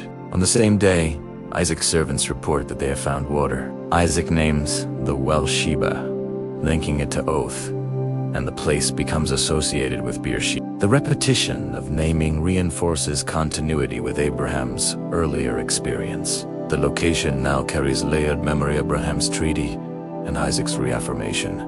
This matters because Beersheba becomes a southern boundary marker in later Israelite identity, often expressed in the phrase from Dan to Beersheba. The narrative then inserts a brief but significant note. Esau, Isaac's elder son, marries Hittite women, Judith and Basemath. The text states that they were a source of grief to Isaac and Rebekah. This comment is not expanded, but it signals emerging generational tension. Marriage outside the extended kin network introduces cultural divergence. Abraham had insisted that Isaac not marry a Canaanite woman. Now Isaac's son, Esau, does exactly that. The pattern of covenant preservation through selective marriage begins to strain. This section of Isaac's life demonstrates relative political stability compared to Abraham's era. Isaac avoids major military conflict and secures peaceful treaties. However, the covenant continuity now faces internal threat rather than external famine or war. The focus will soon shift from territorial disputes to inheritance tension between Isaac's sons, Jacob and Esau. The promise of two nations in Rebekah's womb begins to unfold in lived rivalry. The next part will examine the birth of Jacob and Esau, the sale of the birthright, and how generational decisions begin to reshape the covenant trajectory established by Abraham. Genesis 25 records that when Rebekah gave birth, the twins emerged in striking contrast. The first came out red and hairy, and he was named Esau. The second came out grasping his brother's heel, and he was named Jacob. The name Jacob is associated with the idea of grasping or the narrative immediately establishes differentiation and temperament. Esau becomes a skillful hunter, a man of the open country. Jacob is described as quiet, dwelling in tents. These character descriptions are concise but significant. They indicate divergence in lifestyle and disposition from early adulthood. The text also records parental preference. Isaac loved Esau because he enjoyed the game he brought home. while Rebekah loved Jacob. This detail introduces relational imbalance within the household. Favoritism in inheritance cultures often produces rivalry. The earlier prophecy to Rebekah that the older would serve the younger creates underlying tension between social custom and divine declaration. In ancient Near Eastern practice, the firstborn son held primary inheritance rights, including leadership of the clan and a double portion of property. If Jacob were to receive primacy, the normal order would be reversed. The pivotal episode occurs when Esau returns from the field, exhausted, and asks Jacob for some of the stew he is cooking. Jacob demands the birthright in exchange. Esau responds dismissively, stating that he is about to die and that the birthright is of little use to him in that moment. He swears an oath and sells it to Jacob for bread and lentil stew. The text concludes with the evaluation. So Esau despised his birthright. This statement matters because it assigns interpretive weight. The birthright is not merely a financial asset. It carries covenant significance. Esau's willingness to exchange it for immediate satisfaction indicates undervaluation of long-term inheritance. This episode does not yet transfer formal blessing. The birthright and the paternal blessing are related but distinct components. However, the sale establishes legal precedent within the narrative. Jacob has secured the position through agreement, even if obtained opportunistically. The tension now shifts toward how the paternal blessing will be distributed. In Genesis 27, Isaac grows old and his eyesight fails. He calls Esau and instructs him to hunt and prepare food so that he may bless him before he dies. The blessing in patriarchal culture was not symbolic rhetoric. It functioned as an authoritative pronouncement shaping inheritance trajectory. Rebekah overhears and initiates a counterplan to ensure Jacob receives the blessing, aligning with the earlier prophecy. She instructs Jacob to impersonate Esau by wearing his brother's garments and covering his smooth skin with goat skins. The deception unfolds successfully despite Isaac's suspicion regarding the voice. Jacob receives the blessing of agricultural abundance, dominance over peoples, and lordship over his brothers. When Esau later returns and discovers the outcome, he weeps bitterly and pleads for another blessing. Isaac grants him a secondary declaration, but the primary covenant blessing has been spoken over Jacob. This internal division reflects the earlier prophecy to Rebekah. The covenant line will proceed through Jacob, not Esau. However, the method of transfer through deception introduces long-term relational fracture. Esau vows to kill Jacob once Isaac dies. Rebekah instructs Jacob to flee to her brother Laban in Haran. The covenant geography temporarily reverses. Just as Abraham left Mesopotamia for Canaan, Jacob will now travel from Canaan back toward Mesopotamia. This generational conflict matters within Abraham's legacy because it demonstrates that covenant continuity does not eliminate family tension. The promise advances through complex and imperfect decisions. The next part will examine Jacob's departure, Isaac's final blessing, and the reaffirmation of the covenant in the context of exile-like movement. After Esau's vow of revenge becomes known, Rebekah intervenes quickly. She approaches Isaac with a different argument, expressing distress over Esau's Hittite wives and suggesting that Jacob should not marry from among the daughters of Canaan. This reasoning mirrors Abraham's earlier insistence that Isaac not marry a Canaanite woman. The concern is not merely cultural preference, it is covenant preservation. Isaac agrees and calls Jacob. Unlike the earlier blessing secured through deception, this moment is direct and formal. Isaac blesses Jacob knowingly, invoking the blessing given to Abraham, including the promise of land and numerous descendants. The covenant transfer is now explicit and legitimate. Jacob is instructed to travel to Paddan Aram, to the household of Laban, Rebekah's brother, and to take a wife from there. This decision establishes generational continuity in marital selection. It also creates a geographic pattern that echoes Abraham's story. The covenant line moves between Mesopotamia and Canaan but ultimately remains anchored in the land of promise. The text emphasizes that Isaac sends Jacob away with blessing rather than rejection. This matters because it differentiates Jacob's departure from exile and disgrace. It is a strategic relocation aligned with covenant continuity. Esau observes that Isaac has blessed Jacob and sent him to Paddan Aram, and that the Canaanite wives displease his parents. In response, Esau marries Maholath, a daughter of Ishmael, attempting to align himself more closely with Abrahamic lineage. This action reflects awareness of covenant tension. However, it does not alter the established inheritance line. The narrative underscores that once the covenant blessing has been spoken, it carries binding authority. Jacob departs and begins his journey northward. On the way, he stops for the night at a place later called Bethel. There he dreams of a stairway reaching from earth to heaven, with angels ascending and descending. The Lord stands above it and repeats the covenant promise, originally given to Abraham and reaffirmed to Isaac. The land on which he lies will belong to him and his descendants, and through his offspring all families of the earth will be blessed. This repetition confirms that the covenant has successfully transitioned to the third generation. The promise is not diminished by the circumstances of deception and conflict.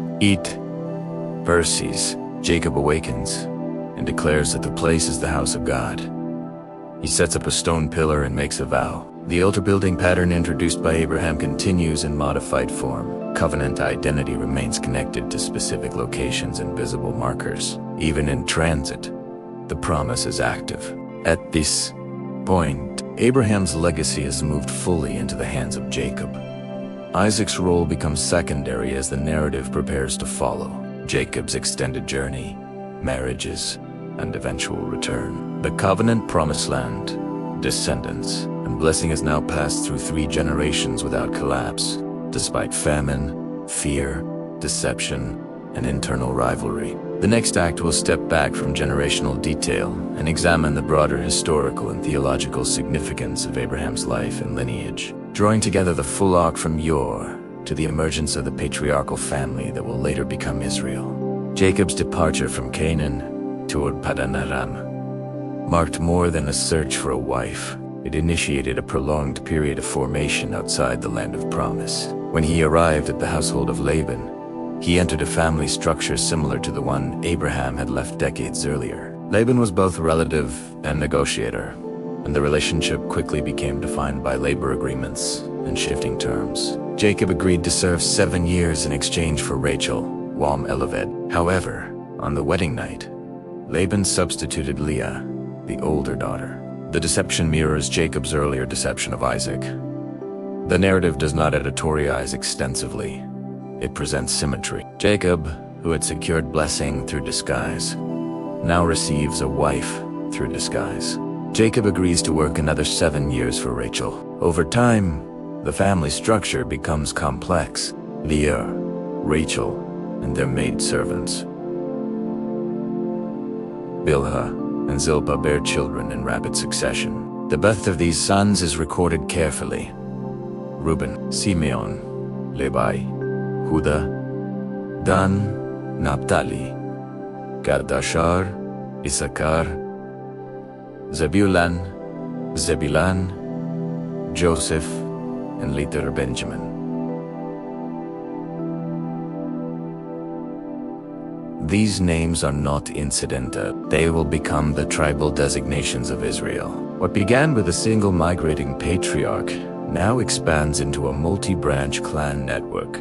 The covenant promise of numerous descendants moves from abstraction to measurable growth. The rivalry between Leah and Rachel introduces internal tension similar to earlier generational patterns. Fertility becomes a source of status competition. Rachel's initial barrenness echoes Sarah's and Rebekah's earlier struggles. When she finally gives birth to Joseph, the relief is explicit. Each birth account includes naming explanations that reflect emotional and situational context. These personal narratives embed the tribal origins within lived family dynamics rather than anonymous genealogy. Jacob's relationship with Laban becomes strained as his flocks increase.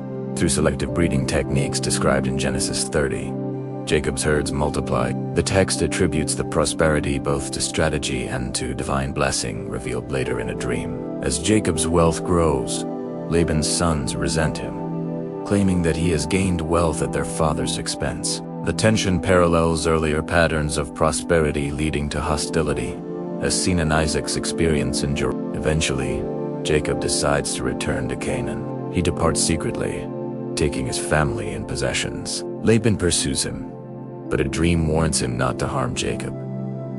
They establish a covenant boundary marked by a stone heap, similar in function to earlier altars and wells, that signified agreement and separation. The pattern of negotiated coexistence continues across generations. Jacob's return to Canaan brings him face to face with Esau. Years earlier, Esau had threatened to kill him. Now Jacob sends gifts ahead in stages, attempting reconciliation. The night before the meeting, Jacob wrestles with a mysterious figure until daybreak. The encounter results in a name change. Jacob becomes Israel, meaning he struggles with God. The renaming echoes Abraham's earlier identity shift. The covenant line advances through transformation. When Jacob meets Esau, the anticipated violence does not occur.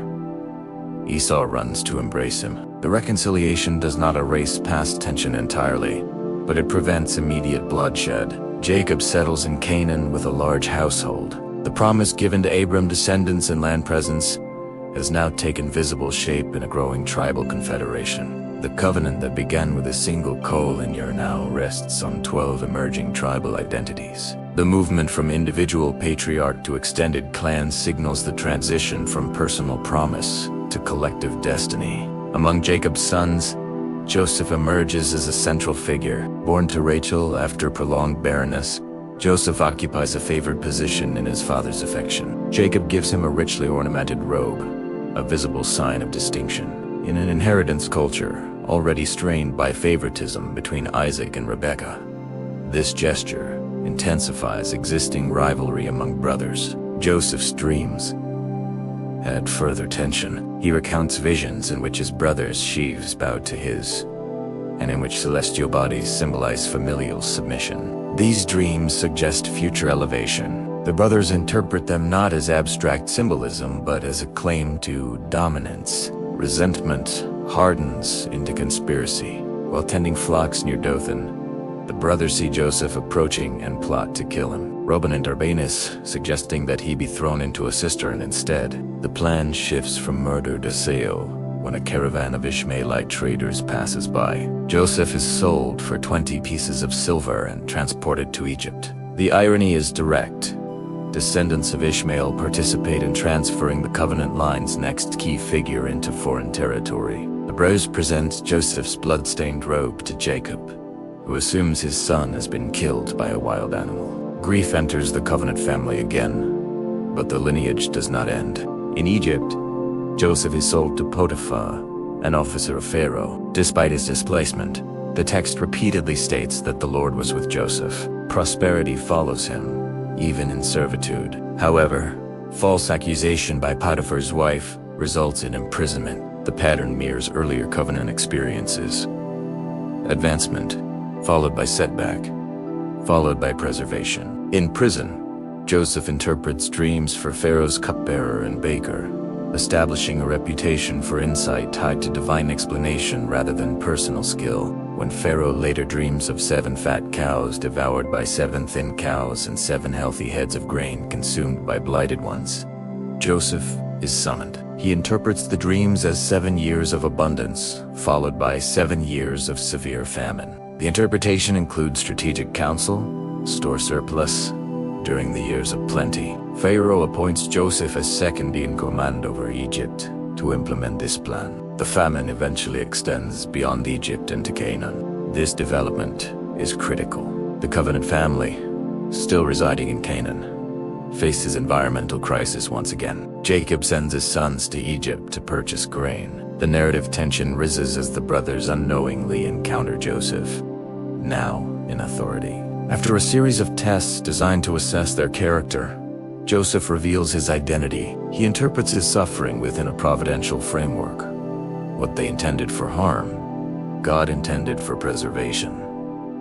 The statement is not abstract theology. It explains survival.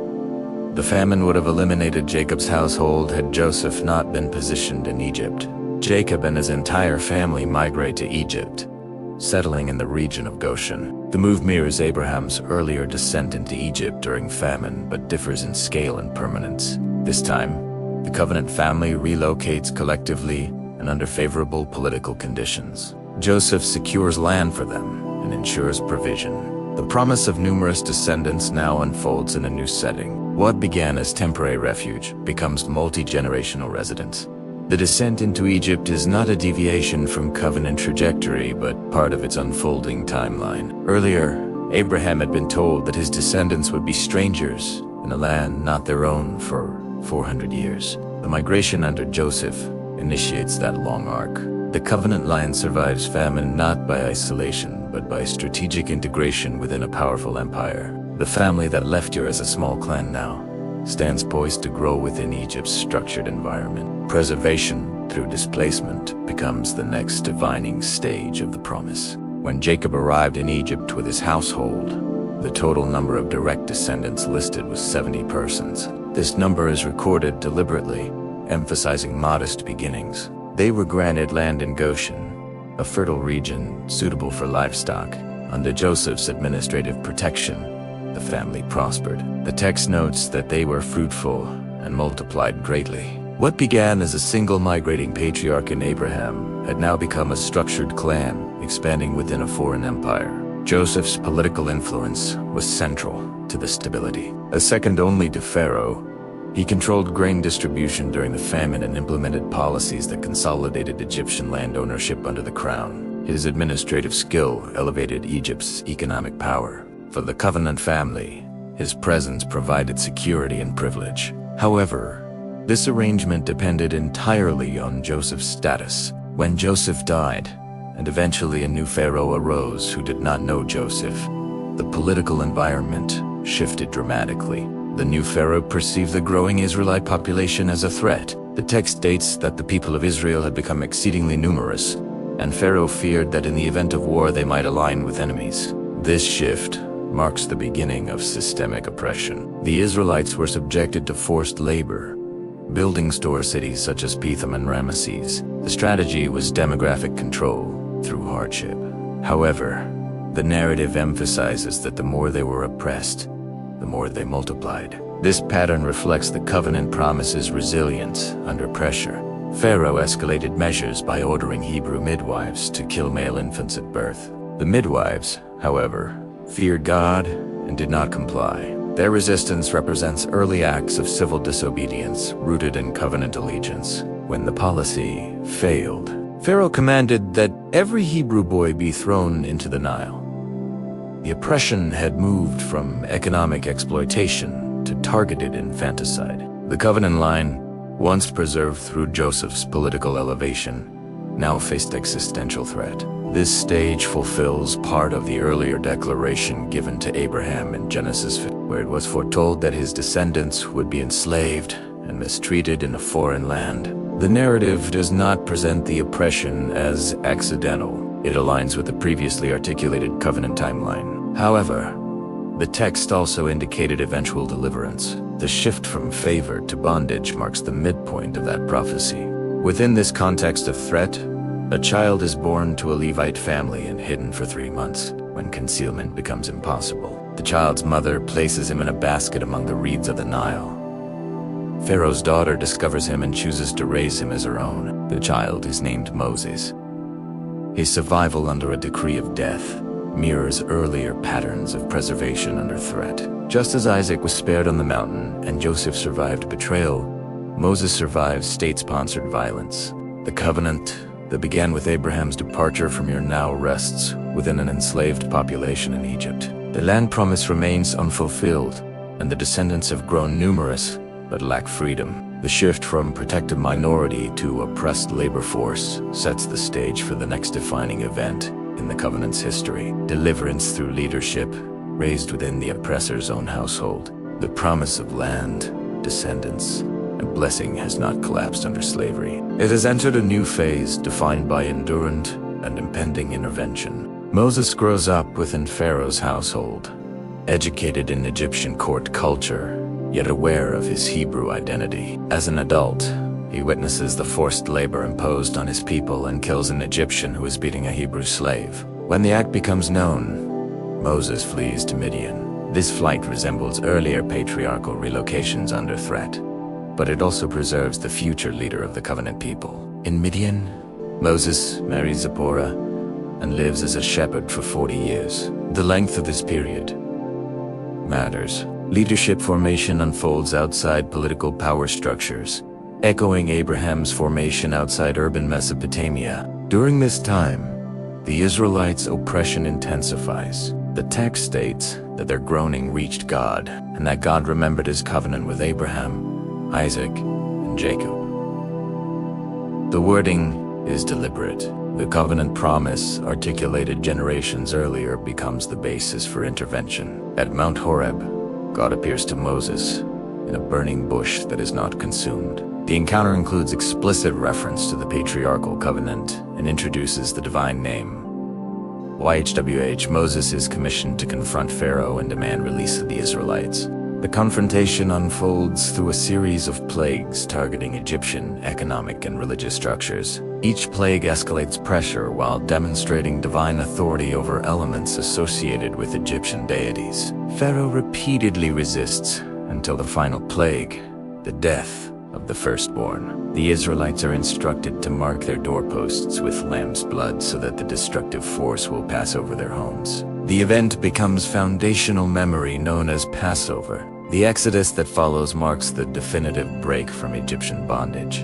Approximately 600,000 men on foot, not counting women and children, depart Egypt according to the text. The number signifies massive growth from the 70 persons who originally entered the land. The covenant promise of numerous descendants has visibly materialized. However, departure does not equal possession. The journey to Canaan includes crossing the Red Sea, receiving law at Sinai, and extended wilderness wandering due to disobedience. The generation that left Egypt does not enter the land.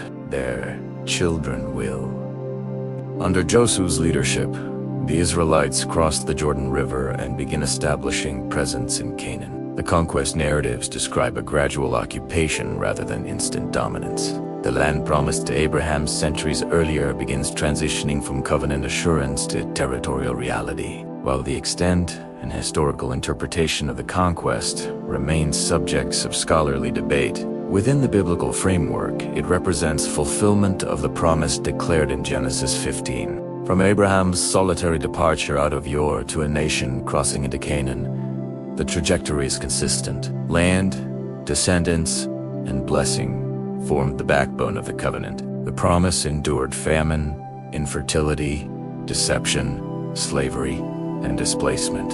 It expanded from one family to 12 tribes and from a burial cave purchase to regional occupation. Abraham did not see the full realization of what was promised to him. He died owning a single field and cave. Yet the structural decisions of his life leaving Mesopotamia, accepting covenant identity, securing succession, and anchoring lineage in Canaan shaped a historical arc that extended centuries beyond him. The covenant that began with a call became a people, and the people eventually entered the land tied to that original promise.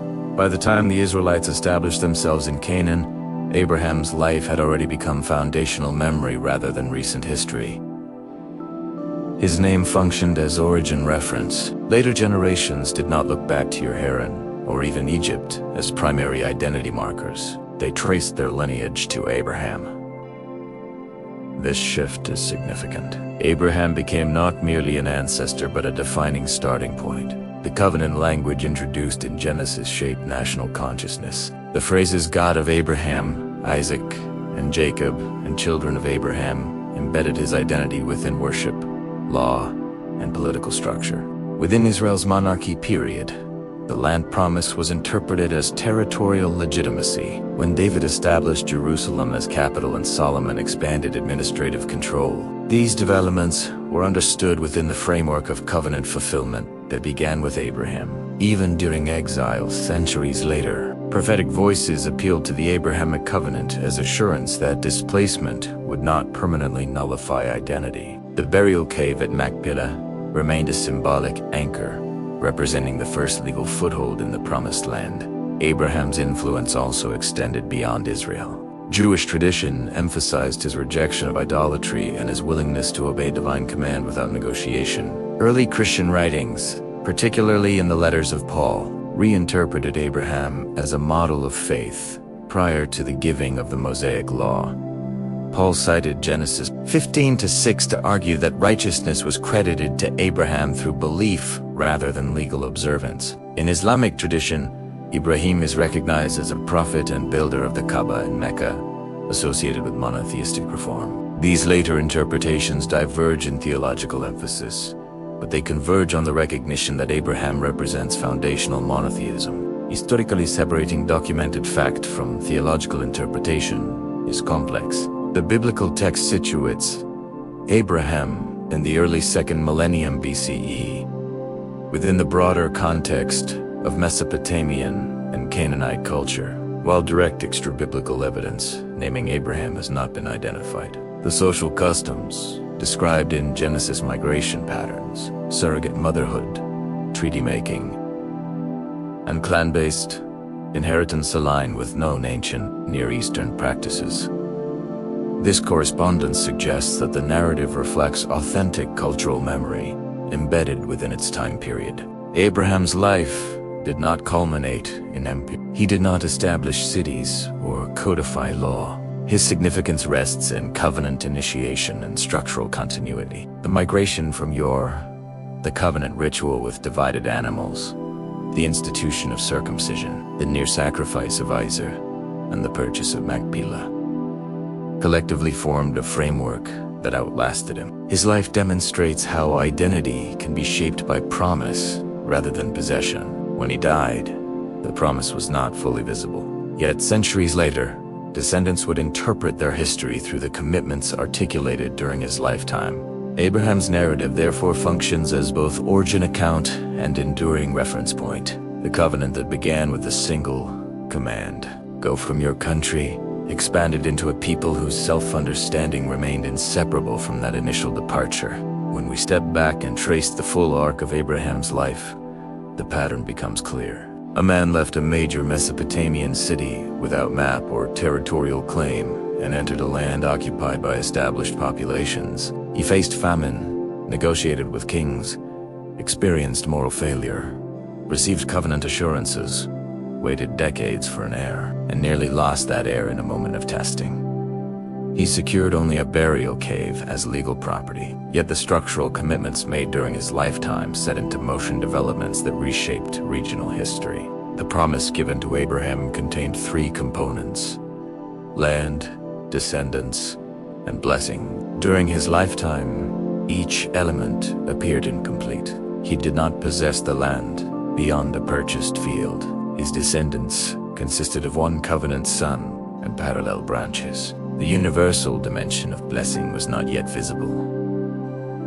However, the covenant structure was durable. It survived generational weakness, internal rivalry, environmental crises, and foreign domination. The migration to Egypt under Joseph preserved the family during famine. The growth in Egypt transformed a clan into a population large enough to be perceived as a threat. The oppression under Pharaoh aligned with the earlier declaration that Abraham and his descendants would be strangers and enslaved in a foreign land. The Exodus under Moses initiated movement back toward Canaan. The eventual settlement under Joshua transitioned the land promise from anticipation to territorial presence. Each stage connects logically to the initial covenant framework. Abraham's importance is not measured by military conquest or legislative achievement. It is measured by covenant initiation and continuity. His willingness to leave, to believe, to structure inheritance carefully, and to anchor his lineage in Canaan created a stable trajectory. Even when later generations fractured politically during the divided monarchy or exuda appealed to Abraham, remained central. The covenant language continued to shape identity long after political circumstances shifted. From a historical perspective, the Abraham narrative reflects social realities consistent with early 2nd millennium BCE clan structures. The use of surrogate motherhood, treaty covenants sealed by ritual, negotiated land purchase at city gates, and interregional migration correspond with documented practices in the ancient Near East. While debates continue regarding the precise historical footprint of Abraham himself, the narrative's internal coherence within its cultural setting is notable. Abraham began as an individual migrant. By the time the biblical narrative advances into monarchy and beyond, his name represents origin, legitimacy, and divine commitment. The movement from one man in Ur to a people in Canaan is gradual, marked by delay and disruption, but consistent in direction. If this long-form exploration of Abraham's life helped you see the full historical trajectory more clearly, take a moment to like the video and subscribe. It supports the creation of detailed, fact-driven narratives like this one. In the comments, tell me where you're watching from and what time it is there. And answer this: which moment in Abraham's life do you believe had the greatest long-term impact? The departure from the covenant ceremony, or the binding of Isaac? The story that began with departure ends with identity. Abraham's journey remains embedded in the historical memory of nations shaped by his name.